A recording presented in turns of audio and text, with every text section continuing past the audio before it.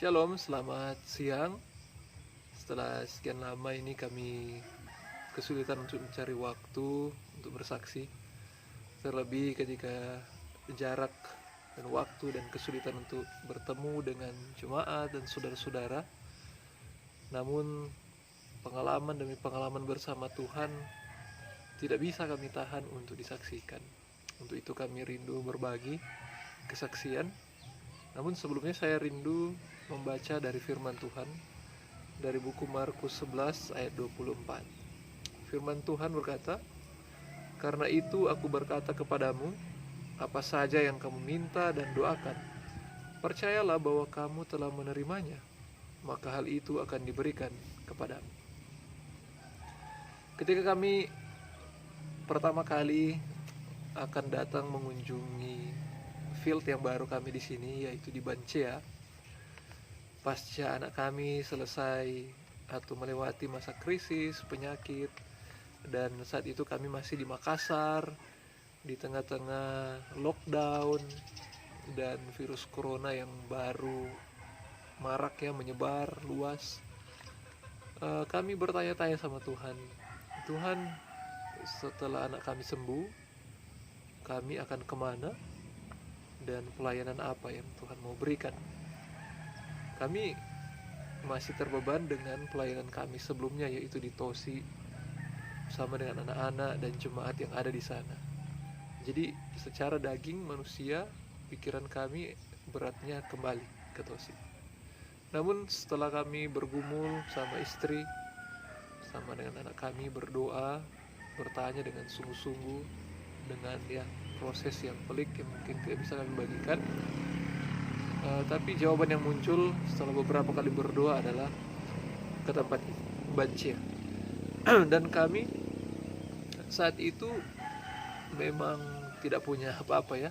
Kami keluar dari Tosi, semua barang kami tinggal, pakaian pun cuma seadanya, karena kami tidak tahu kalau anak kami penyakitnya akan separah itu. Jadi memang benar-benar, dan memang kehidupan misioneri selama ini kami hanya bergantung kepada Tuhan dalam hal pendanaan. Kami coba cek-cek kendaraan untuk ke Bancea. Kami tanya bus, tidak ada bus ya, karena belum ada banyak penumpang, sehingga mau tidak mau kami harus menyewa mobil dan membutuhkan dana yang lumayan besar karena kita harus sewa ya. Tapi puji Tuhan, istri saya satu malam mimpi, dia melihat ada satu mobil Kijang warna biru dikendarai oleh seorang bapak, rambutnya agak panjang ya, gondrong. Kemudian besoknya kami dapat telepon dari orang tua, di mana field baru kami ini sebenarnya adalah tempat tinggal dari orang tua kami ya, dari sisi perempuan mertua saya.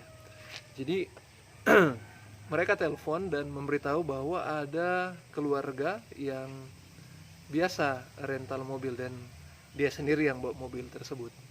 Jadi kami coba hubungi beliau dan kami sudah pikir-pikir apakah beliau ini gondrong dan kemudian dia bawa mobil Kijang warna biru. Ya, kemungkinan di dalam mimpi itu jawaban Tuhan sekaligus ya. Tapi kami belum tahu. Sampai kami sudah deal dengan beliau dan kemudian kita bergumul dengan uang ya, dengan uang. Kami coba tanya-tanya berapa uang. Setelah negosiasi agak panjang dan hasil doa, kami berdoa dan Tuhan berikan kami nominal yang layak ya untuk diberikan, yaitu sebesar 2.500.000. Jadi 2.500.000 ini belum ada, kami belum punya uang waktu itu. Kami berdoa hanya dalam waktu beberapa hari lagi kami sudah harus berangkat. Jadi ada waktu sekitar 2-3 hari sebelum hari H.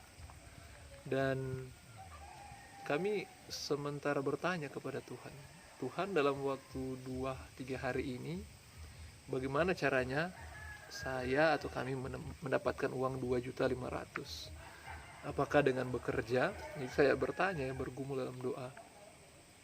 Beberapa kali berdoa dan Tuhan bilang bekerja. Jadi ketika pagi besoknya saya tinggal 1 hari lagi. Jadi hari ini, kemudian besoknya rencana mau pergi. Hari itu hari terakhir dan jawaban itu datang, bekerja. Jadi saya bingung, Tuhan, adakah pekerjaan 1 hari dengan gaji 2,5 juta ya? Apalagi saya baru mau cari kerja. Tapi pas saya bangun, saya lihat rumah. Waktu itu kami sementara di Makassar, kami tinggal di rumah tante yang ada di Makassar. Saya lihat rumah kotor, saya lihat banyak baju yang belum dicuci, piring-piring kotor. Jadi saya terpanggil untuk bekerja ya, bersihkan rumah, mencuci baju, cuci piring lah waktu itu. Dan itu dikerjakan tidak sampai setengah hari. Jadi sambil bekerja, istri saya cek-cek HP ya. Jadi ada teman kami di Toraja yang bekerja di laut. Jadi dia seorang pelaut. Dia buat status cuma kata mami gitu. Jadi istri saya sarankan, coba kamu tanya, mungkin dia lagi bergumul. Jadi saya coba WhatsApp teman saya ini, kemudian tanya, brother apa kabar gitu. Dan dia respon dari sana, oh kabar baik kak. Baru saya tanya, kenapa statusnya seperti itu, apa ada masalah gitu. Dan oh tidak ada masalah, hanya saja saya hari ini ulang tahun, saya di tengah laut, saya kangen dengan ibu saya. Jadi saya tulis seperti itu. Oh oke. Jadi tidak masalah. Jadi kami sharing pelayanan. Dia juga cerita bagaimana pengalamannya di laut. Tiba-tiba dia bertanya, dia panggil saya kakak ya, karena mungkin lebih tua. Dia bilang, kak, saya rindu bantu-bantu pelayanan kalian, share. Kira-kira ada yang bisa kami bantu, ada yang bisa dia bantu untuk pelayanan kami. Kemudian saya ceritalah, puji Tuhan, memang kami saat ini lagi bergumul untuk pergi ke field yang baru, dan kami lagi bergumul dengan transportasi. Terus dia tanya, berapa nominal yang dibutuhkan? Waktu itu saya terlintas di pikiran tidak mau kasih tahu berapa ya. Jadi saya ajak teman saya ini berdoa. Jadi saya bilang, kamu berdoa, saya berdoa. Kalau memang ini rencana Tuhan, pasti Tuhan akan kasih tahu berapa yang kami butuh, walaupun kami tidak kasih tahu. Jadi ada waktu ya, beberapa menit, dia berdoa, saya juga berdoa. Saya bilang, Tuhan tolong, jadi kalau Tuhan berkenan uang yang kami butuhkan 2,5, pasti Tuhan akan kasih tahu. Dan beberapa menit kemudian WhatsApp masuk, kemudian dia kasih tahu, dia bilang, kak, saya sudah berdoa dan puji Tuhan, Tuhan kasih tahu berapa yang dibutuhkan. Jadi dia bilang, coba cek rekening kak, saya sudah kirim uang. Jadi dia tanya, berapa kak? Karena sudah dia selesai berdoa, saya kasih tahu, ya sebenarnya kami butuh 2,5 juta.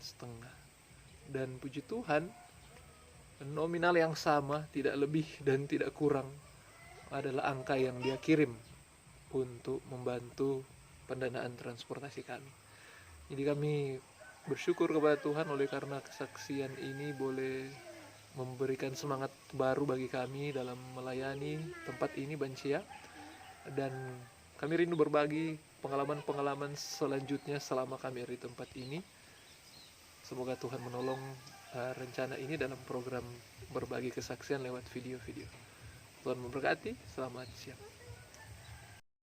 Oh ya, soal mimpi yang tadi, kijang biru dan rambut yang gondrong ya, sebahu. Ternyata karena saking penasarannya, istri saya menelpon dengan om itu ya, masih keluarga, sopir yang akan mengantar kami. Dan dia bertanya, mobilnya mobil apa, warna apa gitu.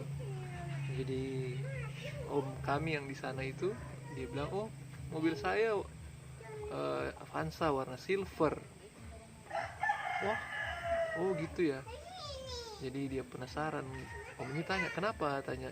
Soalnya saya mimpi mobil yang akan kami naik itu warna biru, dan yang bawa mobil itu agak panjang rambutnya, laki-laki.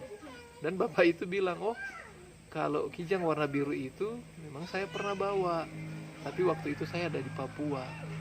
Dan waktu saya di Papua memang saya punya rambut agak gondrong sampai di bawah. Jadi ya, di balik cerita-cerita ini kita melihat bagaimana Tuhan luar biasa memberikan petunjuk, siapa yang akan menemani kami, mobil yang bagaimana, dan uang yang dibutuhkan pun Tuhan berikan. Puji Tuhan. Semoga ini menjadi berkat. Tuhan berkati.